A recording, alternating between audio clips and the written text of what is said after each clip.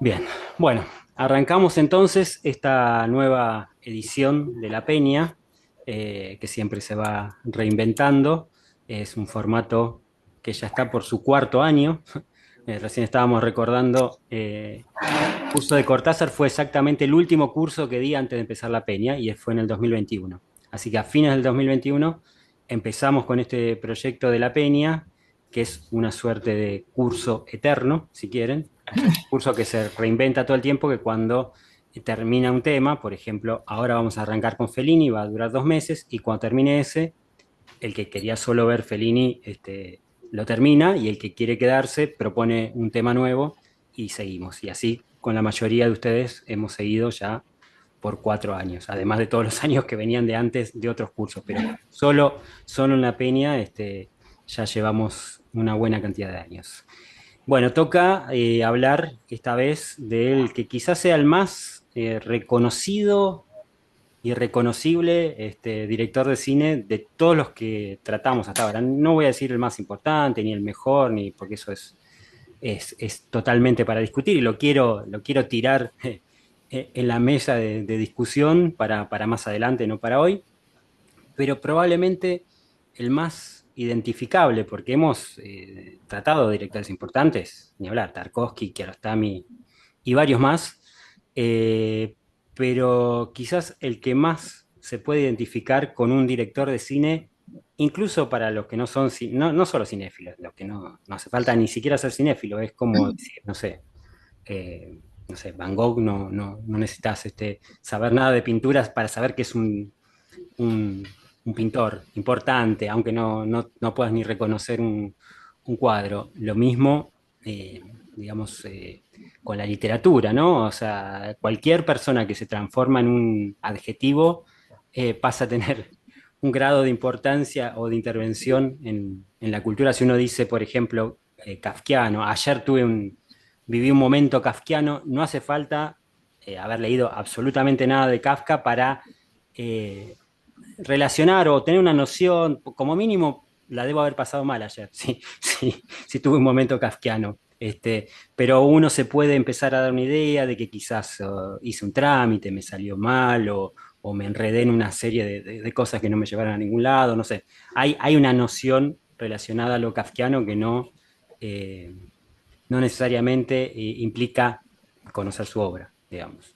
Con que uno conozca que es un escritor famoso, importante, y tan conocido que su estilo representa algo, bueno, con eso alcanza. Y un poco pasa con Fellini, porque no hay muchos directores que se puedan, ni siquiera de los que vimos, ¿no? Alguno uno podría decir, después de hacer La Peña, uno podría decir Bresoniano, y entender de qué habla, pero es como un código para pocos.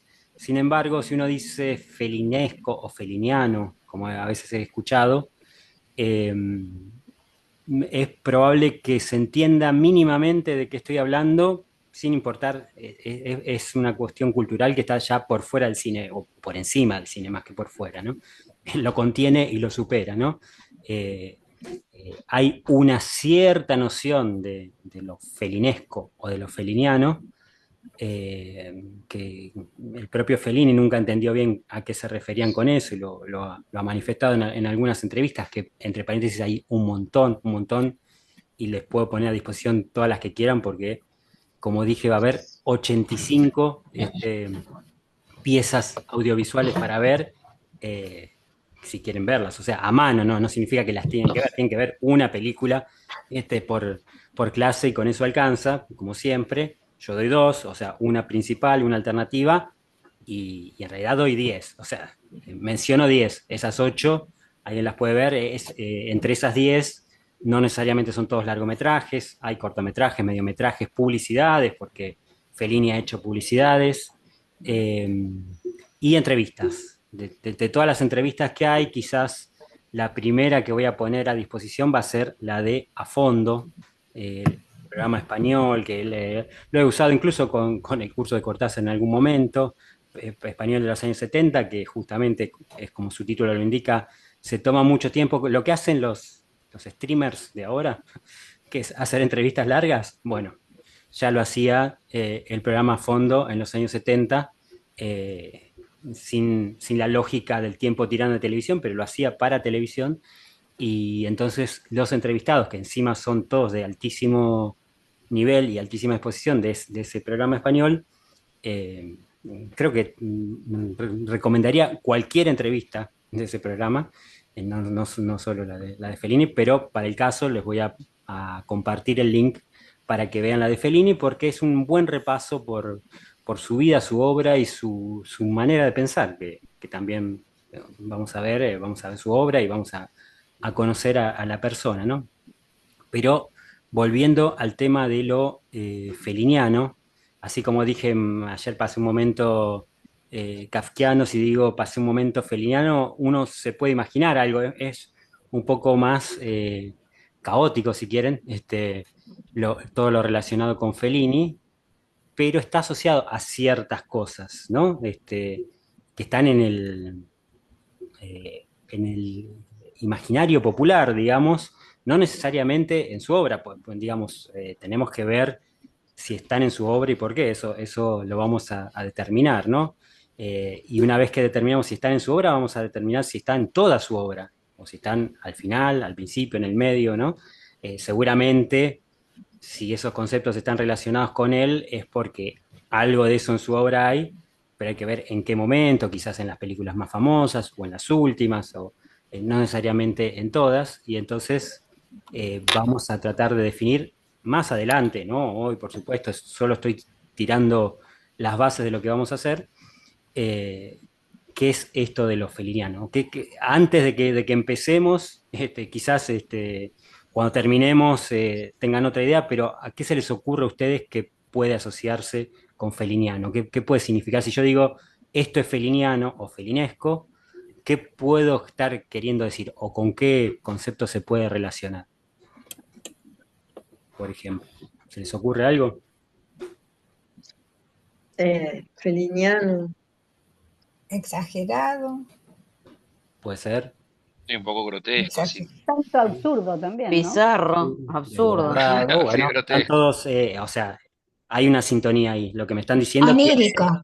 tiene relación. Onírico, por supuesto. Lo Sí, onírico onírico. normalmente es absurdo y desmesurado, como están diciendo, o sea que quizás es onírico y por lo tanto es todo lo demás, por ejemplo. En todo caso, todo lo que me están diciendo está en sintonía, con lo cual confirmo esto de que existe una noción de lo feliniano. Este, ustedes ven cine, pero que ni hace falta, que está establecida y que no hace falta ni siquiera ser cinéfilo para reconocerla.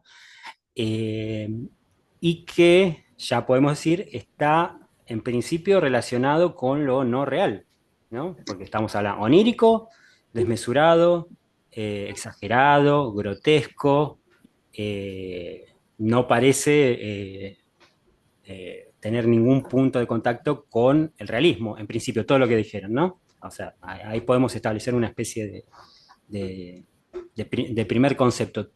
Fellini está relacionado a algo que no es real. Sin embargo, es hijo, casi se puede decir, el hijo pródigo del neorrealismo italiano, ¿no? Y hoy no vamos a hablar de Fellini, porque para eso tenemos las otras 8 clases, pero para empezar a hablar de Fellini hay que hablar de dónde viene, y Fellini viene del neorrealismo italiano. Por eso hoy quería detenerme un poco en esa idea de qué es el neorrealismo italiano, ¿no? Eh, Así que vamos a arrancar por ahí, como para empezar a hablar.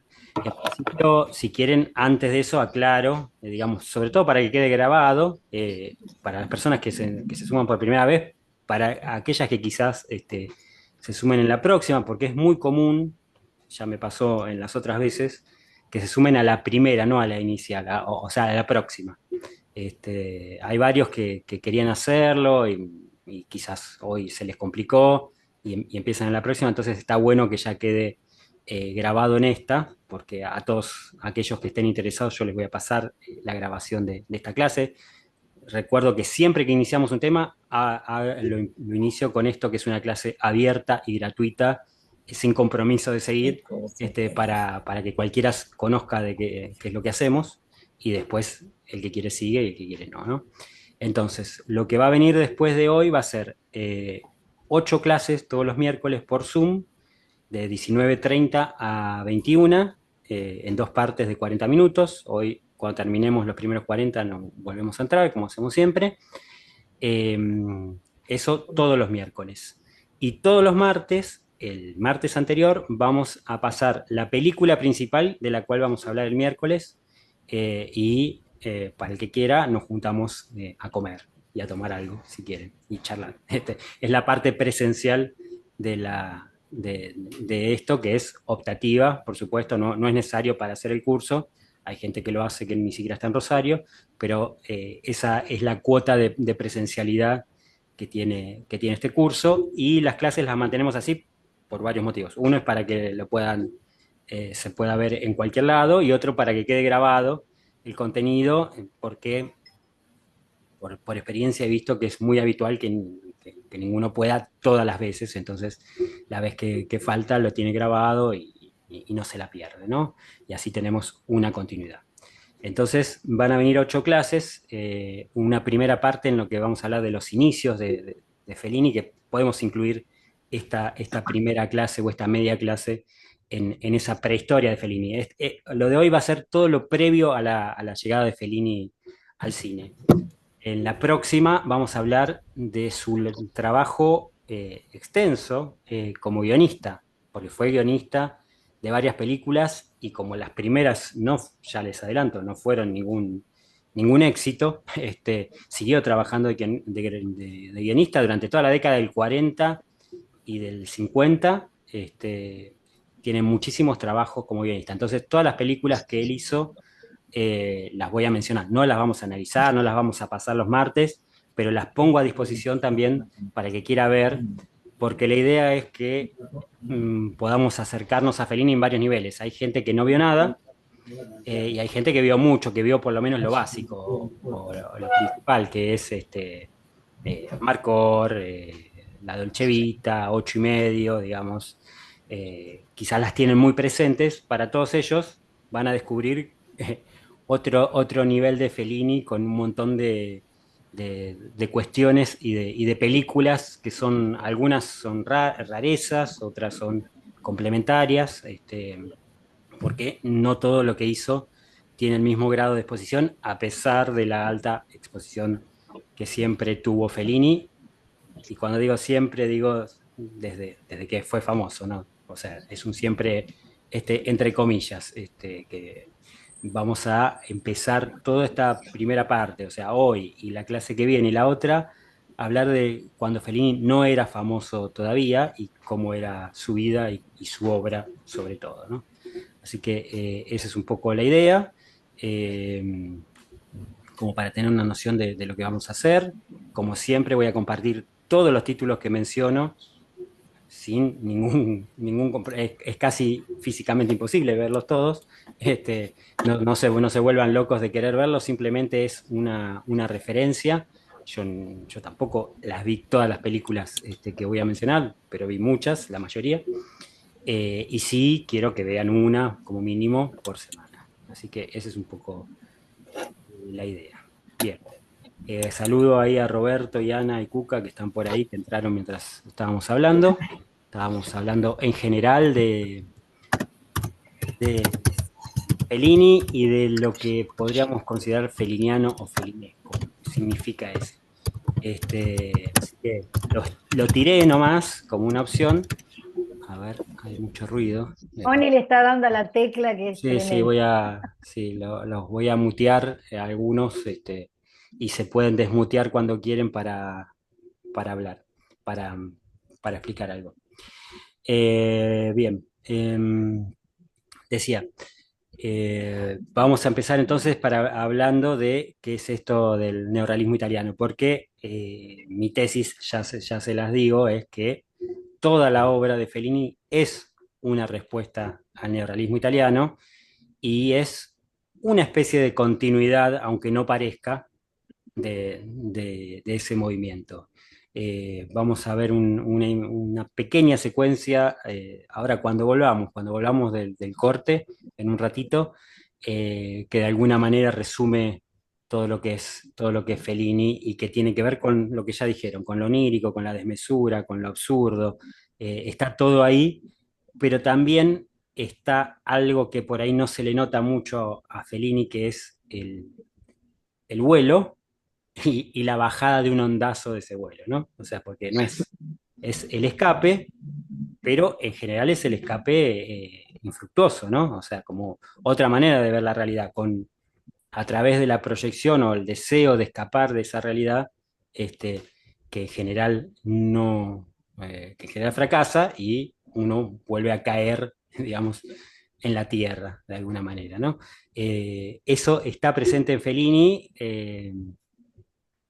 con distintos grados, ¿no? O sea, vamos a ver que al principio van a ver un director neorrealista directamente, después un director ya con un discurso propio, pero hijo del neorrealismo, y después ya es felinesco, justamente, ya es otra cosa, pero viéndolo en orden, uno puede descubrir hasta en las últimas instancias que sigue habiendo una especie de contacto en todo ese vuelo y en todo ese delirio. No deja de ser una suerte de escape de esa realidad originaria, si quieren, ¿no? Así que ese es un poco el planteo o lo que intentaría demostrar a lo largo de todas estas películas que vamos a analizar. Antes de empezar entonces con el neorrealismo, no sé si alguien tiene alguna pregunta, consulta o lo que sea, y si no, ya empiezo a hablar de eso. No, no, no, bueno, vos preguntaste con qué asociábamos eh, este director. Me acuerdo en la etapa de la juventud, él hacía casting para encontrar personas extrañas. Sí, sí, sí. Y yo, bueno, se veía, o sea, mostraban en las revistas, Sí. qué sé yo, ponele largos, bajitos, Mm. raros, gente, digamos, no no Sí, sí. común.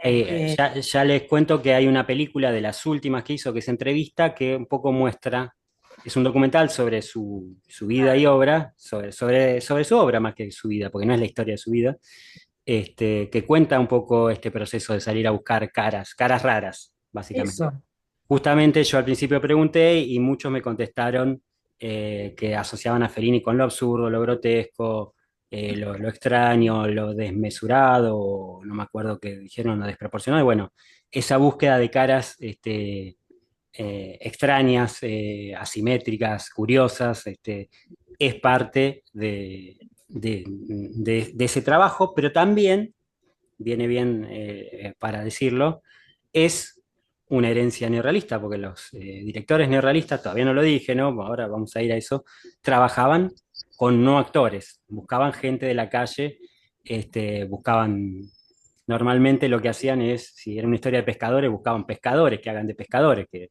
no les va a costar tanto, por poner un ejemplo pavote, y trabajaban muchísimo con no actores, quizás dejando el papel principal para algún actor y el resto no. En fin, había muchas opciones. Y esto de salir a buscar caras de la gente real, porque son caras, o sea, caras que parecen irreales, pero que están en la realidad no maquilladas, digamos, sino simplemente que a lo mejor tienen algún grado grotesco de fisonomía, pero que son gente que se encuentra en la calle, es también una herencia, sería un ejemplo de esto, de cómo lo usa para otra cosa, pero sigue siendo parte de esa herencia.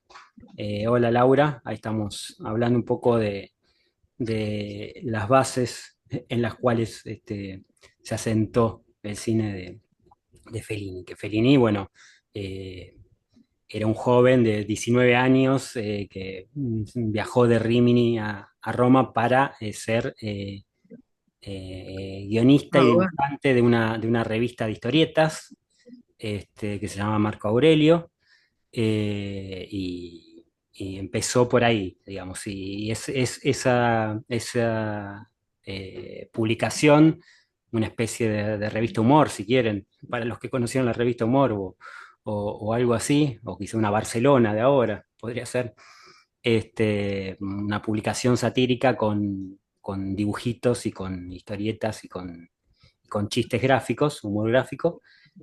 Fue la cuna de varios futuros guionistas del cine italiano, como Ruggero Macari, como Ettore Scola, por ejemplo, que fue amigo de Fellini, entre varios otros, que ya vamos a ir viendo. Simplemente me estoy adelantando, ¿no?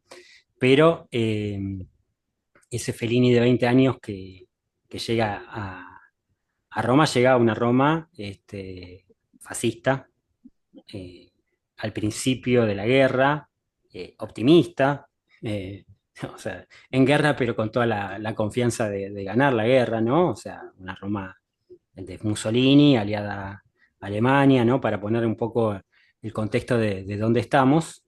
Eh, y por ahora, el Fellini que empieza su carrera está, en principio, fuera del cine y cerca del humor que se podía hacer. Eran chistes, digamos, humor sencillo, humor blanco, no satírico, no bromas al gobierno ni nada por el estilo, obviamente, ¿no? Estamos en pleno fascismo, digo, estamos en la clase, no estoy hablando de la realidad del presente, ¿no? Estoy hablando de Alemania, de Italia en los 40. No estoy haciendo ningún comentario del presente. Pero en ese contexto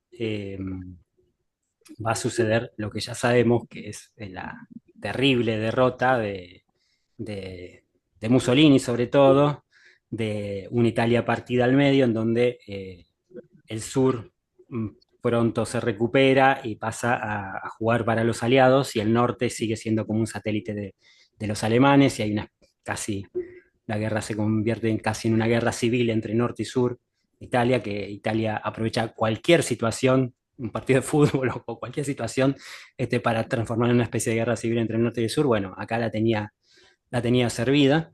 Después del desastre de lo que fue Italia arrasada por la guerra, eh, entre otras cosas, eh, eso dejó la imposibilidad de tener estudios de filmación, ¿no? Así que por una cuestión casi de necesidad y urgencia, los directores jóvenes no podían hacer cine en estudio. Los viejos quizás esperaron a que se reconstruyan los estudios para volver a filmar, y los jóvenes salieron a filmar a la calle, de alguna manera. Y fueron la vanguardia de lo que después se llamó el neorrealismo italiano, que era un cine totalmente distinto del que se hacía en ese momento. En ese momento, que es el mismo que venía diciendo, donde Fellini trabajaba haciendo historietas, eh, se hacía un cine durante la época de Mussolini. Se hacía un cine, se hacía mucho cine, pero absolutamente escapista, irreal, muchas comedias románticas o comedias sencillas y escapistas, y películas por ahí épicas, hablando bien de algún héroe del pasado, ¿no? Como sabemos, como el cine en dictadura que supimos conseguir, un cine entre escapista y reivindicador de la historia, en el mejor de los casos. Recordemos que a nivel técnico, la etapa de Mussolini fue buena, porque ahí se creó Cinecittà, los grandes estudios como el Hollywood de Italia, donde se hicieron todas las películas de Fellini, por ejemplo, y un centro de experimentación de cine que también fue muy importante para nuevos valores. Entonces, en ese contexto en donde la parte del oficio de cine era exaltado y el contenido era relegado, de alguna manera el desastre de la guerra permitió que los que habían aprendido cine lo ejercitaran de una manera con toda la libertad del que no tiene tantos compromisos económicos, ¿no? Porque las películas de neorrealismo italiano, con esta cuestión de salir a la calle, eran películas mucho más baratas de hacer, por lo tanto también más libres y por lo tanto quizás más modernas. Y por eso se entiende que ese momento del cine es un momento bisagra que de alguna manera posibilitó el salto del cine clásico, que era el cine de Hollywood, el cine de la era de oro. La era de oro fue la era de oro en todos los países, de mediados de los 30 a fines de los 40, digamos, o a principios de los 50, fue la era de oro en todos los países que no fueron arrasados por la guerra. En los países arrasados por la guerra fue hasta el principio de la guerra, digamos. Después de eso vino un cine moderno y en ese sentido, esta eclosión de la cual ahora voy a hablar en la segunda parte, que es el surgimiento del neorrealismo italiano, tiene mucho que ver. Después vinieron las vanguardias a fines de los 50, las nuevas olas que hemos visto algunas, la Nouvelle Vague, la nueva ola checa, la nueva ola polaca, en fin, en todos los países surgieron nuevas olas a fines de los 50 y principios de los 60, pero no hubieran surgido sin este salto previo que dio hacia la modernidad, si quieren, que dio el neorrealismo italiano, ¿no? Entonces, por eso es tan importante para empezar a entender el cine en general, ya no a Fellini, porque la guerra, así como fue un momento bisagra para la historia del siglo XX y de la humanidad, fue un momento bisagra para la historia del cine. ¿Te puedo hacer una Sí, pregunta? claro, adelante. A lo Escucho. mejor no tiene, pero Ladrón de bicicleta, Sí, ¿es es neorrealismo? neorrealismo italiano. Justo ahora iba a hablar de eso en la segunda parte porque no vamos a tener tiempo, pero lo empiezo a decir ahora. Hasta ahora dije el neorrealismo italiano en general y no hablé ni de películas, ni de No, pero como directores, ni nada. no sé mucho de eso, Pero yo me pero acuerdo. está perfecto. Es exactamente eso.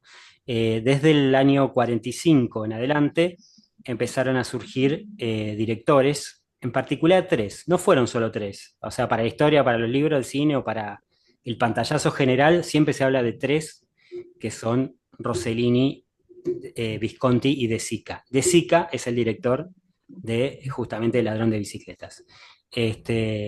Hubo otros, pero por lejos los tres más importantes y también más famosos fueron ellos tres. Roberto Rossellini, que hizo Roma Ciudad Abierta, que es la que está considerada la obra cumbre y la clave, digamos, para empezar a hablar del neorrealismo italiano.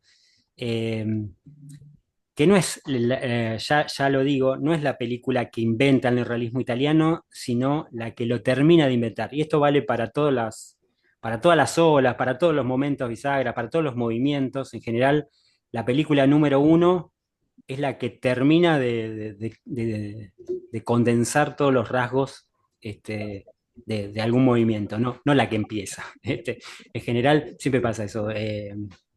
Se puede hasta decir de los hermanos Lumière que inventaron el cine. Bueno, no lo inventaron, lo terminaron de inventar, le dieron la puntada final y les pusieron el moño, digamos, no solo le pusieron el moño, ¿no? Hicieron algo más que poner el moño, pero quiero decir, no fueron los iniciadores del invento del cine, fueron los que los terminaron de cerrar de una manera efectiva, ¿no? Y así pasa con todo. Digo esto porque hay otras películas, incluyendo una que se llama Obsesión, que es del año 42, de Luchino Visconti, que se considera dentro del neorrealismo. O sea, tiene un montón de elementos que después iban a estar en el neorrealismo, pero es como un adelanto, digamos. Por eso las categorías sirven para el análisis, para ponernos de acuerdo desde dónde hasta dónde trabajar, pero en realidad siempre tienen algo de falso o de discutible. Así que siempre hay que tomarlo con pinzas. Pero, habiendo hecho todas estas aclaraciones, la película emblemática del neorrealismo italiano es Roma Ciudad Abierta, que es de Roberto Rossellini, y que tiene como co-guionista a Federico Fellini. Federico Fellini, que se estaba destacando como humorista en esa revista que les decía y en otras publicaciones, empezó a ser contratado para guiones de películas, en general de comedias, de estas comedias livianas de enredos de las que les estaba hablando, de fines bueno, Fellini desde principios de los 40, ¿no? Pero estas comedias eran durante todos los años 30 y los 40, digamos, hasta la guerra.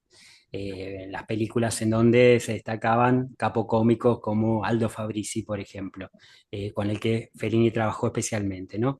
Normalmente se elegía como un grupo de guionistas, sobre todo cuando eran medio novatos, y muchas veces se contrataba algo que que ahora estaría canceladísimo, lo que se conocía como un negro. Un negro era, estaba el guionista oficial o la pareja de guionistas oficiales y contrataban a un pibe con mucha capacidad, como en su momento lo fue Fellini, para sumar chistes, para mejorar, para sumar alguna cosa, pero quedar fuera de los créditos. O sea, era una especie de esclavo de los guionistas principales y por eso le decían el negro. Digo, no es que le decían a Fellini, a cualquiera que, o sea, Fellini trabajó de negro, Scola trabajó, todos empezaron así.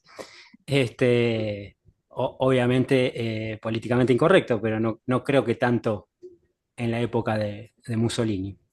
Bueno, ahora se va a cortar, vamos a volver con un fragmento de una película de Fellini y empezamos a desarrollar un poquito más esto del neorrealismo italiano. Ahí, entonces, volvemos con el mismo link que les di, volvemos con eso y seguimos con la segunda parte.